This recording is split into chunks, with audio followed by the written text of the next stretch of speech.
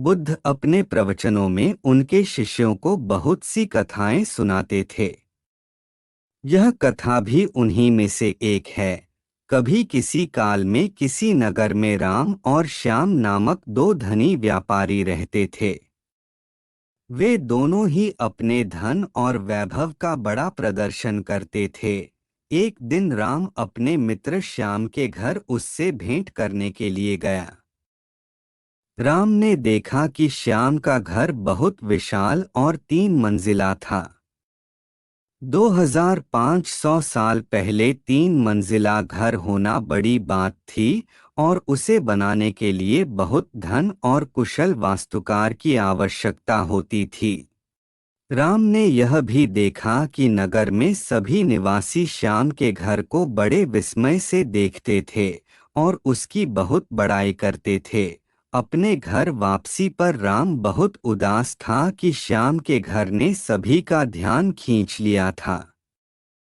उसने उसी वास्तुकार को बुलवाया जिसने श्याम का घर बनाया था। उसने वास्तुकार से श्याम के घर जैसा ही 3 मंजिला घर बनाने को कहा। वास्तुकार ने इस काम के लिए हामी भर दी और काम शुरू हो गया। कुछ दिनों बाद राम काम का मुआयना करने के लिए निर्माण स्थल पर गया।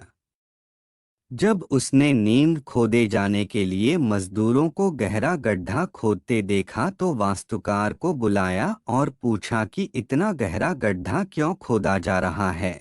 मैं आपके बताए अनुसार 3 मंजिला घर बनाने के लिए काम कर रहा हूँ, वास्तुकार ने कहा।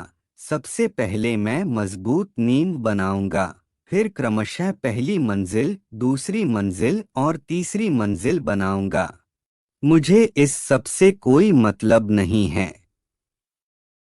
राम ने कहा, तुम सीधे ही तीसरी मंजिल बनाओ और उतनी ही ऊंची बनाओ जितनी ऊंची तुमने श्याम के लिए बनाई थी।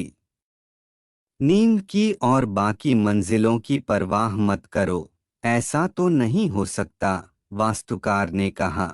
ठीक है, यदि तुम यह नहीं करोगे तो मैं किसी और से करवा लूंगा, राम ने नाराज होकर कहा। उस नगर में कोई भी वास्तुकार नींव के बिना वह घर नहीं बना सकता था। फलतः वह घर कभी न बन पाया। इसीलिए किसी भी बड़े कार्य को संपन्न करने के लिए उसकी नींव सबसे मजबूत बनानी चाहिए एवं काम को योजनाबद्ध तरीके से किया जाना चाहिए।